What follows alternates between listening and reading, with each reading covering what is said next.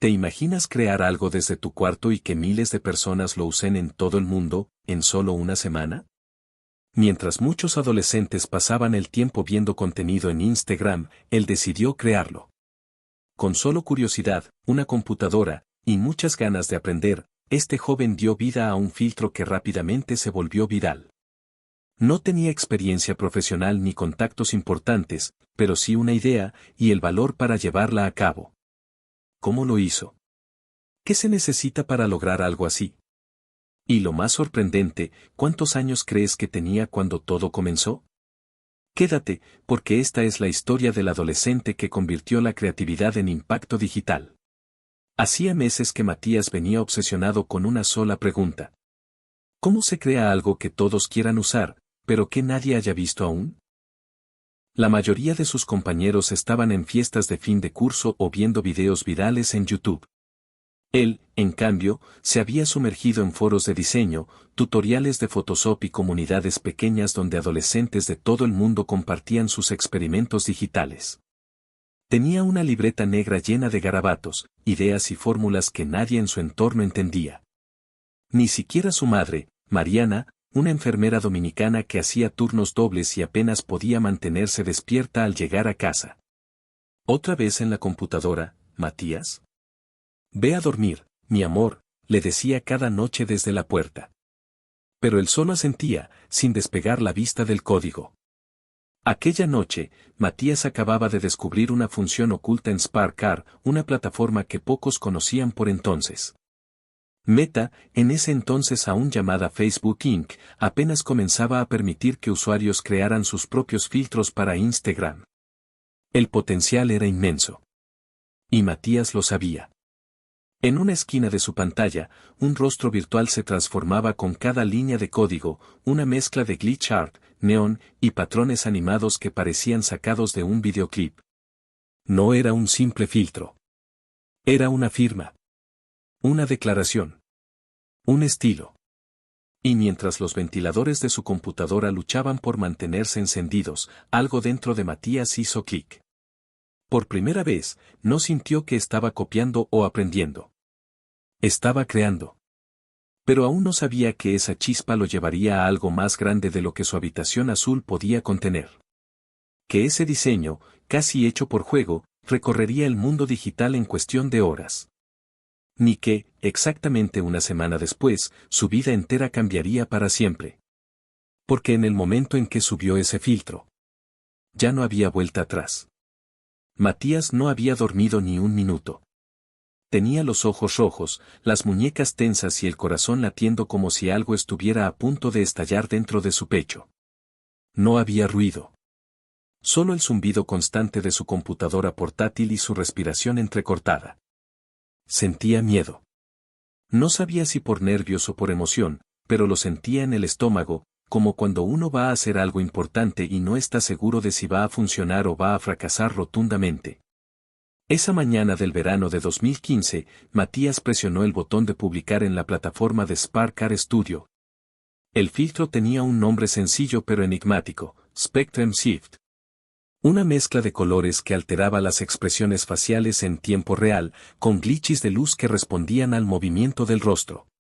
Era psicodélico, brillante, diferente a todo lo que él mismo había visto en Instagram hasta ese momento.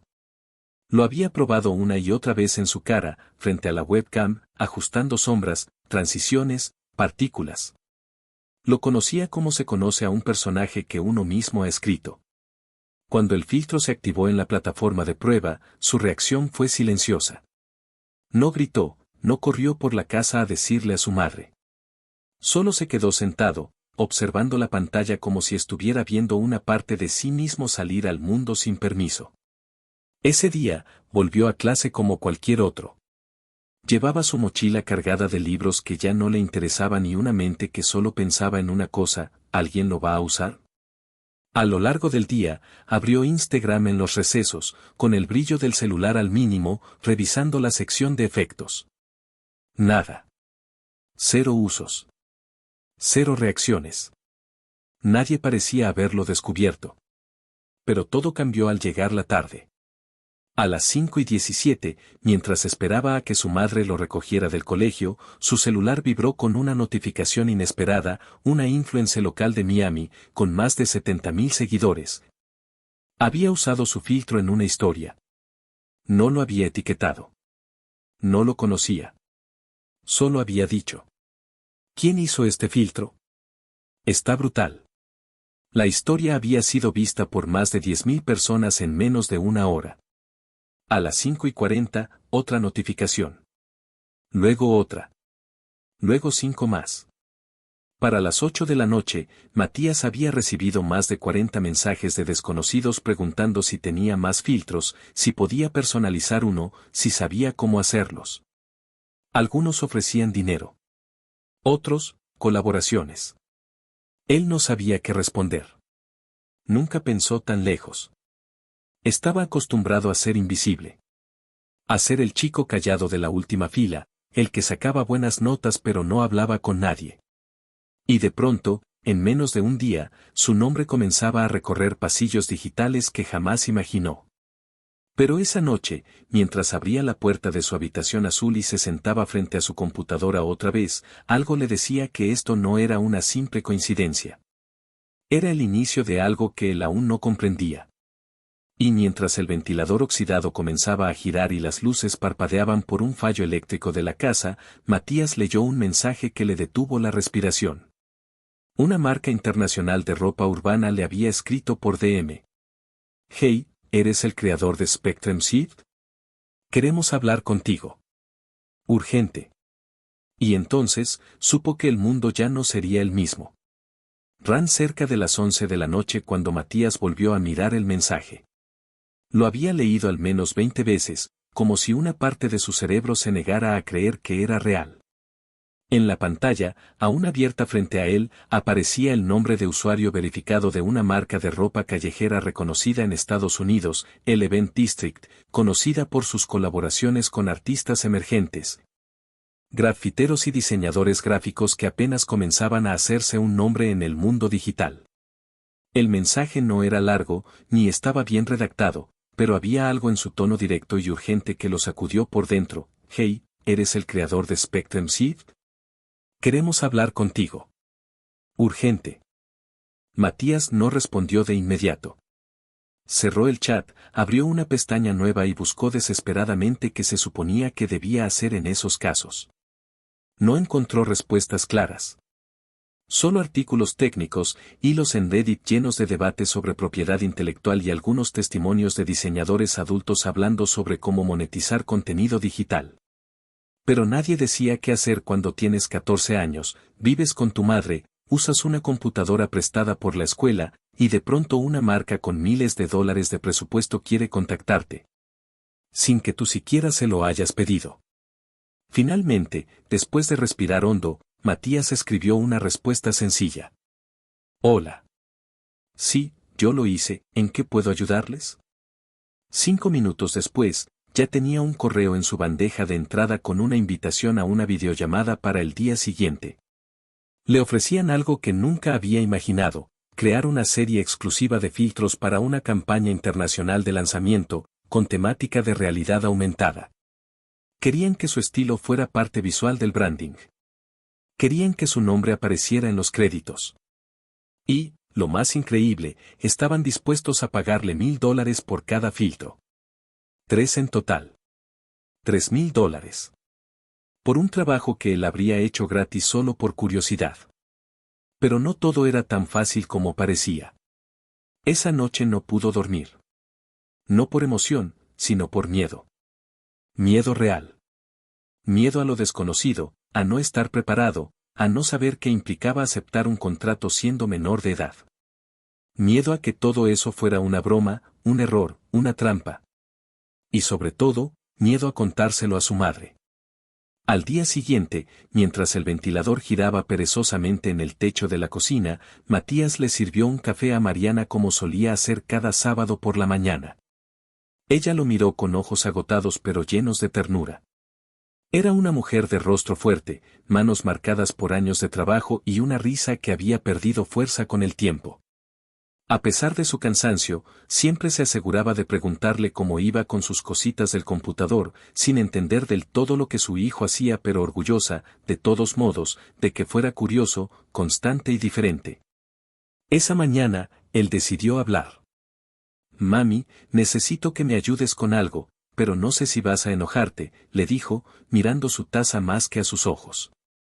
Ella levantó la vista, suspiró, y se preparó mentalmente para lo peor. ¿Qué hiciste, Matías? Y entonces, él se lo contó todo. Desde el filtro publicado, hasta el mensaje, la videollamada programada, y la propuesta de trabajo. Mariana no entendió del todo, pero sí entendió lo esencial: su hijo había creado algo que el mundo estaba empezando a ver. Algo que no era copia ni tarea ni un pasatiempo infantil. Era real. Y en ese momento, con la mezcla de orgullo y temor que solo una madre soltera conoce, le dijo la frase que Matías nunca olvidaría. Si tú lo creaste con tu cabeza y con tu esfuerzo, entonces es tuyo. Y si es tuyo, tienes que aprender a protegerlo. La videollamada sucedió ese mismo domingo por la tarde. Matías se sentó frente a la cámara con una camisa que le quedaba grande, el cabello alborotado por los nervios, y la voz temblorosa. Del otro lado, 3 personas en una sala moderna le sonrieron al presentarse. Lo trataron como a un profesional. Nunca preguntaron su edad.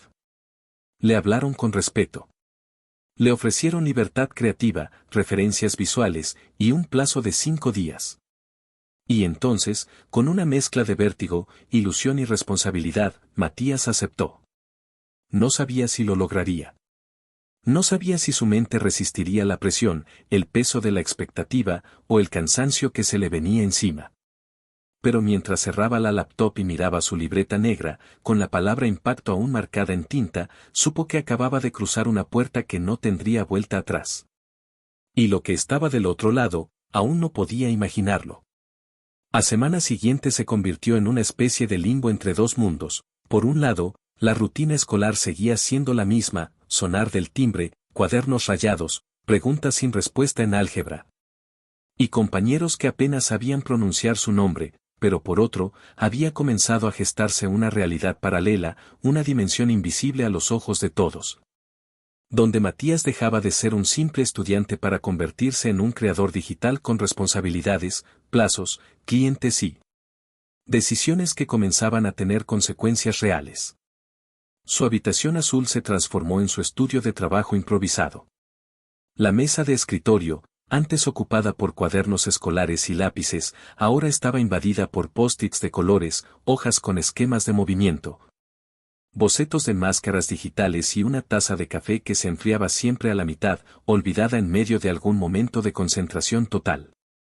Las persianas se mantenían cerradas la mayor parte del tiempo, no por desinterés, sino porque la luz natural le dificultaba ver con claridad las capas de color en la pantalla. El ventilador del techo giraba con un ruido constante que marcaba las horas como si fuese un metrónomo, y el único sonido que rompía el silencio era el golpeteo de sus dedos contra el teclado. El contrato con el Event District le exigía 3 filtros originales, con una estética específica que debía dialogar con el lenguaje visual de su nueva colección: texturas urbanas, efectos de distorsión óptica y una sensación general de irreverencia controlada, según explicaron en uno de los correos. Matías, con una mezcla de inseguridad y euforia, intentó descifrar lo que eso significaba realmente. Pasó horas viendo referencias, estudiando campañas pasadas, leyendo entre líneas lo que querían transmitir sin decirlo directamente. Y entonces, comenzó a crear. Lo hizo de forma casi obsesiva. Durante los siguientes 5 días, se despertaba antes del amanecer y se acostaba cuando el cielo ya se había apagado por completo. Apenas hablaba durante las comidas, no respondía mensajes personales, y en clase apenas podía concentrarse en lo que decían los profesores. Su mente estaba siempre en otra parte, imaginando cómo lograr que una animación respondiera al parpadeo de un ojo, o cómo sincronizar partículas con el movimiento del rostro. Su mochila comenzó a llenarse de cables, libretas y una batería externa que usaba para seguir diseñando durante los recreos. Y sin embargo, en medio de todo ese caos, Matías no se sentía abrumado. Sentía presión, sí, pero no era el tipo de presión que aplasta, sino la que empuja.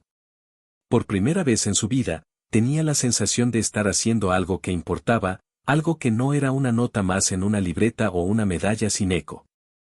Su trabajo iba a ser visto, usado, compartido.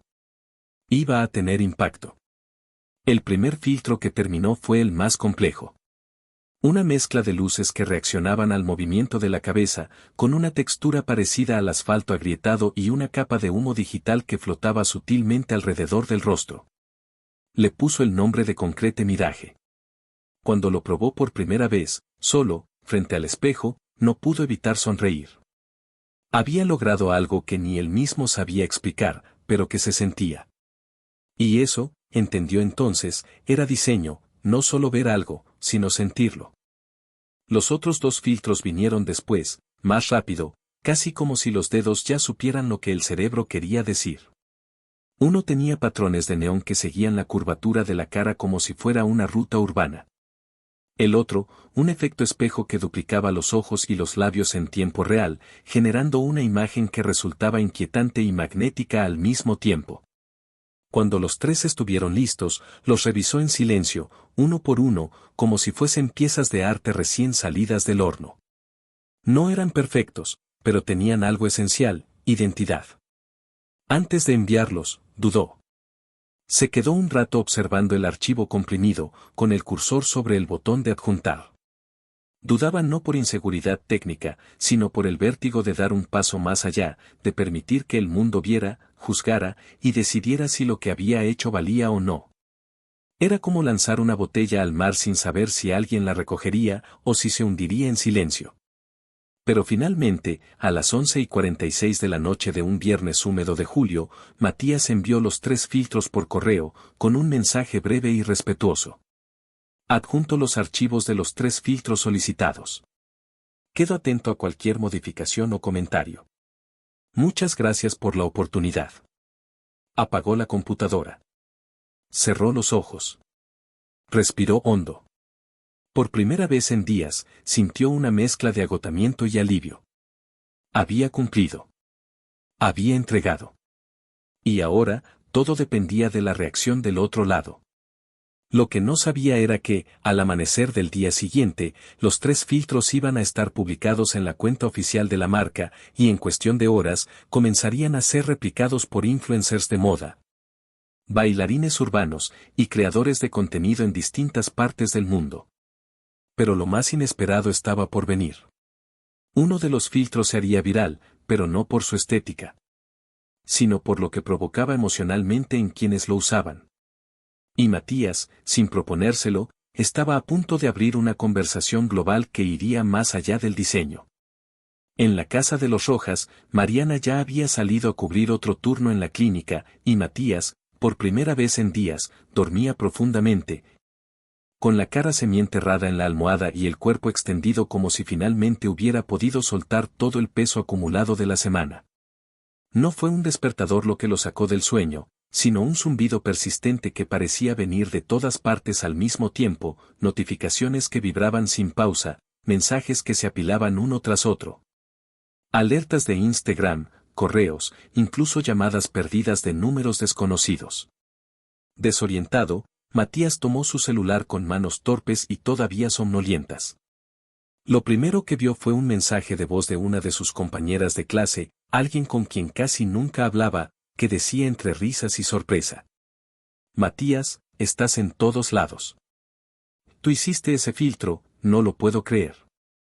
Confundido, entró en su perfil de Instagram, y lo que vio lo dejó inmóvil por varios segundos. Concrete Mirage, su primer filtro para la marca, había sido usado por más de 150.000 personas en menos de 12 horas.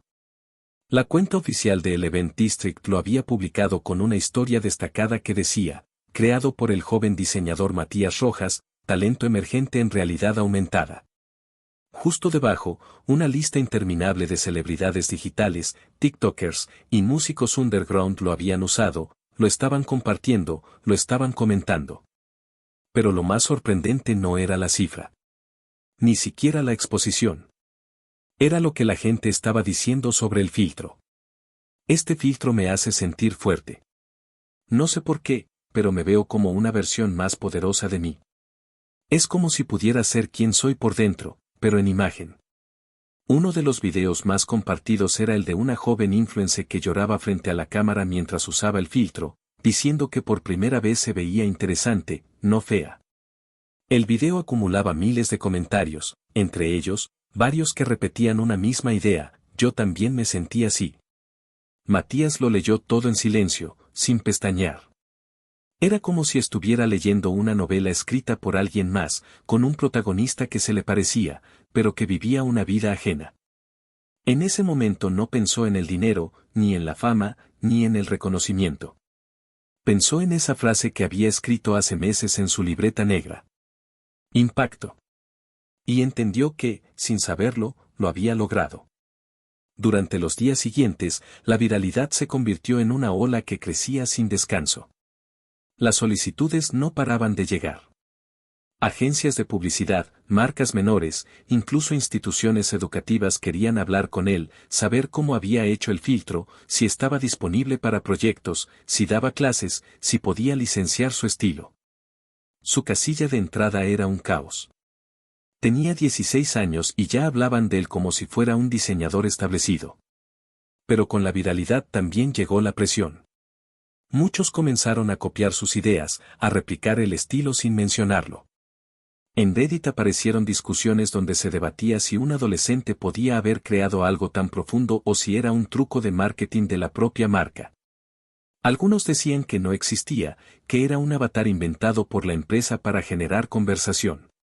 Otros lo idolatraban sin conocerlo, compartían fotos editadas con su rostro que él jamás había publicado, inventaban frases atribuidas a él que nunca había dicho. Matías, atrapado entre la sorpresa y el agotamiento, empezó a preguntarse si el mundo digital era realmente un lugar donde uno podía ser uno mismo, o si solo era una selva de proyecciones y espejos. Donde todos querían ser algo más, parecer otra cosa, alcanzar un reflejo imposible. Su madre, al ver su rostro cansado en la cena, le preguntó si estaba bien. Él asintió, pero la verdad es que no lo sabía. Había soñado con ser visto, pero no con ser devorado por la atención. Y ahora, cada paso que daba parecía importar más de lo que podía manejar. Esa noche, antes de acostarse, abrió su libreta negra y escribió una nueva palabra. Límite. Pero antes de cerrar la tapa, anotó otra más, como si necesitara recordar lo que aún lo sostenía. Verdad. Porque algo dentro de él, muy profundo, comenzaba a inquietarse. No por el éxito, sino por la pregunta inevitable que se hacía cada vez que veía su cara distorsionada por su propio filtro. ¿Quién soy yo, detrás de todo esto? Y esa pregunta no tardaría en enfrentarlo con una realidad más compleja de lo que jamás imaginó. Era un martes por la tarde cuando Matías decidió, por primera vez en semanas, cerrar la computadora sin haber terminado el encargo que tenía pendiente. La pantalla seguía encendida, mostrando una ventana con líneas de código a medio escribir y un diseño incompleto que parpadeaba como si exigiera su atención, como si le reclamara el compromiso que ya no estaba seguro de querer seguir sosteniendo. Afuera, la luz del sol se filtraba a través de las persianas cerradas, creando patrones irregulares sobre el piso, y en la cocina se escuchaba la televisión encendida con algún noticiero hablando de política o economía. Voces lejanas que ya se habían vuelto parte del paisaje cotidiano de su casa. Matías se levantó de la silla lentamente, sintiendo en la espalda la tensión acumulada de días sin descanso real, y caminó hasta el espejo del baño. Al mirarse, no se reconoció del todo. Tenía ojeras marcadas, el cabello revuelto en mechones rebeldes que parecían hablar del caos interno que arrastraba, y una mirada fija, como si buscara algo detrás de sus propios ojos. No era tristeza lo que sentía, ni tampoco frustración pura. Era más bien una sensación difusa de desconexión, de haber sido arrastrado por una corriente que al principio parecía emocionante, pero que ahora lo dejaba varado en una orilla que no sabía si era suya. Desde que el primer filtro se viralizó, cada día parecía un peldaño más en una escalera sin final visible. Las solicitudes de colaboración aumentaban de forma exponencial, Los correos llegaban de países que ni siquiera sabía ubicar en el mapa y las conversaciones que tenía con adultos, empresarios, creativos, managers. Estaban llenas de tecnicismos, estrategias, contratos y palabras como potencial, marca personal, licencia, proyección a futuro. Todos lo trataban como un adulto, como un genio en miniatura que debía aprovechar su momento de oro antes de que la ola pasara, como pasa siempre en Internet. Y, sin embargo, él no había pedido nada de eso. Solo quería crear. Solo quería entender cómo funcionaban las cosas, construir belleza en lo invisible, dejar una huella pequeña pero honesta. No había soñado con presentaciones de Zoom ante equipos de marketing, ni con reportes de analítica, ni con tener que explicar su proceso creativo como si fuera una fórmula repetible. Matías quería jugar, experimentar, seguir siendo un niño curioso frente a una computadora que abría mundos. Fue entonces cuando se dio cuenta de que había perdido algo por el camino. En algún punto entre el primer mensaje de felicitación y la 14ª propuesta comercial, su identidad se había fracturado. Había comenzado a diseñar no para explorar, sino para complacer. No por pasión, sino por demanda. Ya no se preguntaba qué quería hacer, sino qué esperaban que hiciera. Ya no buscaba lo que le emocionaba, sino lo que podía funcionar mejor en métricas. Y eso, lentamente, lo estaba vaciando por dentro. Esa misma noche, mientras intentaba avanzar en uno de los proyectos más ambiciosos que le habían asignado. Una colaboración con una marca de smartphones para el lanzamiento de un nuevo dispositivo con cámara facial mejorada, sintió algo en el pecho. No era dolor, pero sí un peso que le dificultaba respirar. Se quitó los audífonos, cerró los ojos, y en la oscuridad de su habitación azul, se sintió pequeño por primera vez en mucho tiempo. No pequeño como niño, sino pequeño como alguien que se da cuenta de que ha sido engullido por un sistema más grande que él. El celular vibraba sin parar. Nuevos correos. Nuevos mensajes. Nuevas oportunidades. Todo brillaba en la pantalla como si le gritara, no pares ahora. Estás creciendo. Sigue, sigue, sigue. Pero él no quería seguir. Quería detenerse. Quería salir a la calle y caminar sin que lo reconocieran. Quería volver a su libreta negra y escribir sin que nadie más leyera. Quería preguntarse qué deseaba hacer realmente, sin pensar en si iba a tener alcance. Quería volver al momento anterior a todo, cuando crear era un acto secreto, íntimo, solo suyo. Y lo más difícil de todo, es que no sabía cómo hacerlo. Porque incluso si quería desaparecer por un tiempo, ya no podía. Porque la audiencia ya lo había hecho personaje, y porque cada paso en falso podía convertirse en un hilo viral, una decepción pública, una caída comentada por desconocidos que lo seguían no por quién era, sino por lo que representaba. Fue entonces cuando hizo algo radical. Entró a su cuenta de Instagram y desactivó todos los comentarios. Luego, cerró la sección de mensajes directos. Finalmente, publicó una historia con fondo negro y un texto breve, casi silencioso. Voy a tomarme un respiro. Gracias por todo. Nos vemos pronto. Y desapareció. No respondió llamadas. No abrió la computadora. No diseñó nada durante días. Caminó por su barrio, redescubriendo las calles con los ojos de alguien que vuelve a nacer. Escuchó música sin pantalla. Vio las hojas moverse con el viento. Se sentó en la plaza del parque a observar cómo otros chicos jugaban fútbol, reían, caían y se levantaban sin importar quién los viera. Y lentamente, como si se limpiara el polvo del alma, empezó a recordar quién era. Pero justo cuando pensaba que podía volver a su centro, que el ruido se estaba apagando, una carta inesperada llegó a su casa, dirigida a su nombre, enviada desde un lugar que él jamás habría imaginado. Una carta que, al abrirla, traería consigo un giro tan profundo, que haría tambalear no solo sus decisiones, sino el sentido de todo lo que había vivido hasta ahora. La carta llegó una tarde silenciosa, de esas en que el calor de Florida pesa como si el aire estuviera hecho de plomo líquido y todo lo que no se mueve parece derretirse bajo la luz. Matías la encontró encima de la mesa del comedor, colocada con cuidado por su madre junto a una nota suya que decía simplemente, «Te llegó esto». No tiene remitente claro. El sobre era blanco, sin logos, sin estampados, con su nombre escrito a mano en una caligrafía impecable y antigua, como si alguien lo hubiera escrito con tinta y tiempo. Dentro, había una hoja de papel doblada cuidadosamente, sin membrete oficial, sin correos electrónicos ni teléfonos, solo un texto breve que parecía salido de otro tiempo. He seguido tu trabajo desde que descubrí aquel primer filtro. No te escribo como empresa ni como cliente, sino como alguien que ve en ti lo que tú quizás has dejado de ver, la esencia de un creador. Me gustaría invitarte a formar parte de un programa independiente de jóvenes diseñadores en Kioto. No es una empresa. Es un espacio de retiro creativo, lejos de las pantallas.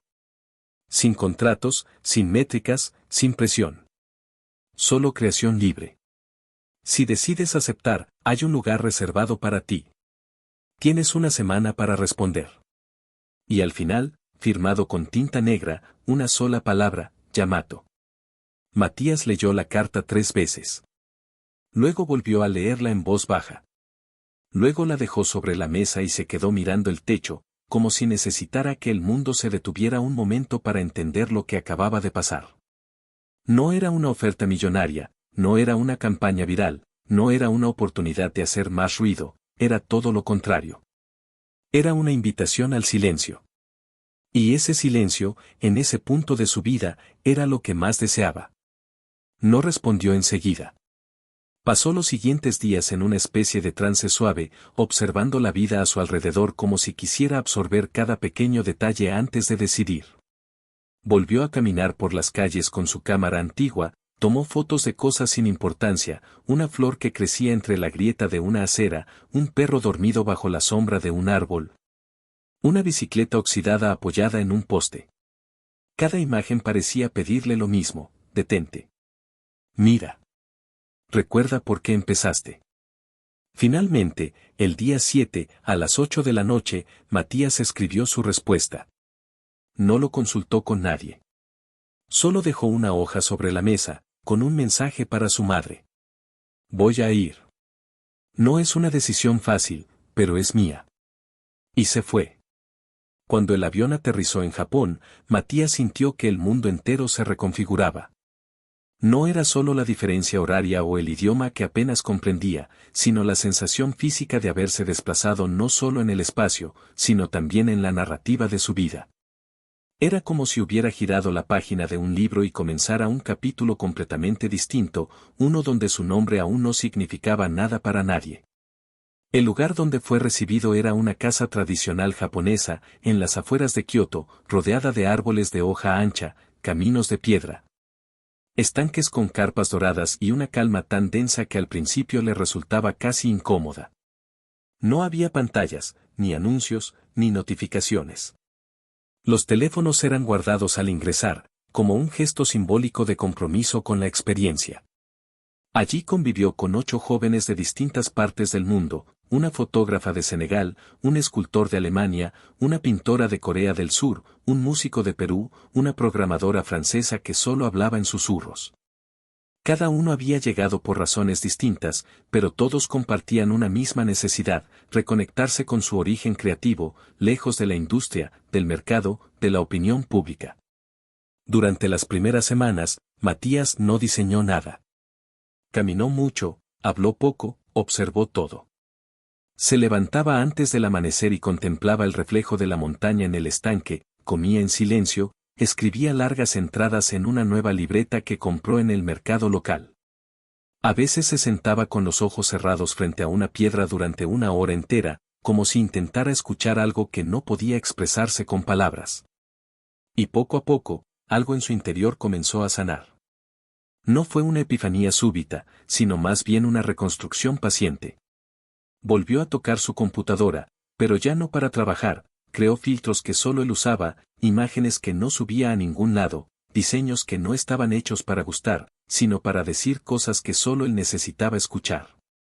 Volvió a sentirse niño, volvió a jugar.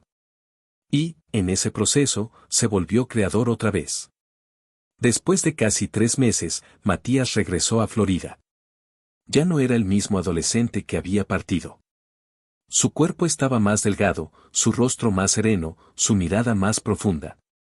No traía maletas llenas de premios ni contratos firmados, pero sí una mochila con cuadernos llenos de dibujos, pensamientos, bocetos, pequeños objetos que había recogido en el camino. Y un nuevo filtro que había creado en Kioto y que aún no había mostrado a nadie. Al llegar a casa, su madre lo abrazó sin decir una palabra. Ella tampoco necesitaba explicaciones. Lo miró con ojos de quien sabe que su hijo ha cruzado una frontera invisible, una que no se mide en mapas ni en tiempo, sino en transformación interna. Matías encendió su computadora por primera vez en semanas. Tenía miles de mensajes acumulados. Algunos lo buscaban con desesperación, otros lo daban por perdido. Las redes aún hablaban de él, aunque ya con menos intensidad. La ola de viralidad había bajado, como bajan siempre las mareas digitales. Y sin embargo, él ya no estaba interesado en surfear esa ola. Abrió su programa de diseño, cargó el archivo del filtro creado en Japón, una pieza de realidad aumentada que jugaba con la transparencia, el tiempo y la forma. Como si el rostro se disolviera en luz y regresara transformado, y lo subió sin descripción, sin promoción, sin hashtag, sin firma. Lo dejó ahí. Como quien deja una carta sin remitente. Y cerró la sesión. Con el paso de las semanas, ese último filtro comenzó a esparcirse. No con viralidad explosiva, no con campañas publicitarias, no con famosos buscándolo. Se compartía de forma silenciosa, íntima, como si cada persona que lo encontraba sintiera que había descubierto algo que no debía gritar, sino guardar. La gente lo usaba en momentos quietos, al despertar, al atardecer, en una banca del parque, en una noche de insomnio. El filtro no embellecía ni transformaba. Solo hacía que el rostro apareciera y desapareciera como humo en cámara lenta, como si el usuario pudiera ver la versión de sí mismo que vive entre lo que fue y lo que quiere ser. Y en los comentarios, se repetía una palabra. Paz. Matías no volvió a hablar mucho de su trabajo. Siguió diseñando, pero sin pretensión. Ayudó a otros jóvenes creadores a encontrar su voz. Dio talleres en escuelas públicas.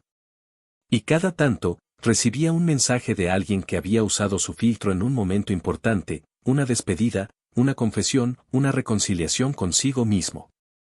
Y así entendió que no todos los filtros están hechos para resaltar, que algunos existen para revelar lo que está debajo, lo que a veces escondemos incluso de nosotros mismos. Una tarde cualquiera, Matías caminó por su viejo barrio, ahora ya con 17 años, un poco más alto, con pasos más lentos, y una mirada que contenía muchas más historias de las que había contado. Pasó frente a la banca donde solía sentarse a observar a los demás jugar, y esta vez se sentó, sin prisa. Sacó su celular. Encendió la cámara. Activó su filtro. Se miró. Y por primera vez en mucho tiempo, no sintió la necesidad de cambiar nada. No agregó brillo. No ajustó sombras. No escondió gestos. Solo se vio. Cómo era. Cómo estaba. Y sonrió. Porque entendió que su mayor creación no fue un filtro viral, ni un contrato exitoso, ni una tendencia pasajera. Fue el derecho a ser el mismo, con todo lo que eso implica, luces, sombras, dudas, certezas, principio y evolución. Y mientras guardaba el celular en el bolsillo y caminaba hacia el horizonte dorado de la tarde, el mundo seguía girando, como siempre. Pero él, ahora, sabía que no necesitaba perseguirlo. Solo crear desde donde estaba. Y sentir que eso, al final, era suficiente.